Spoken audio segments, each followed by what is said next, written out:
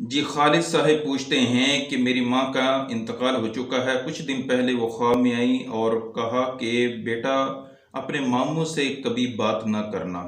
तो क्या मुझे इस पर अमल करना चाहिए या नहीं? नहीं, बिल्कुल ऐसा नहीं कर सकते। वो इसलिए कि कबीरा गुनाहों में से एक गुनाह रिश्तेदारी तोड़ना है, क़तअ रहमी।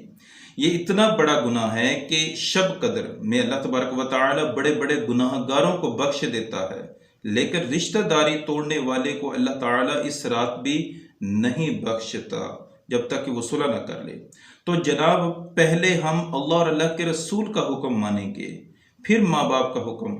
अल्लाह ताला सूरतुन निसा की आयत नंबर 1 में इरशाद फरमाता है कि वल अरहामा इन्नल्लाह काना अलैकुम रक़ीबा, और रिश्तेदारी तोड़ने से डरो, बेशक अल्लाह तुम पर निगहबान है।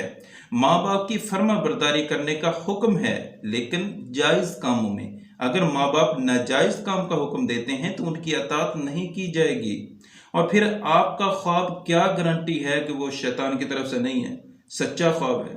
ये गारंटी तो सिर्फ अंबिया कराम अलैहिस्सलाम के ख्वाब के लिए है। शैतान नबियों के ख्वाबों में नहीं आ सकता।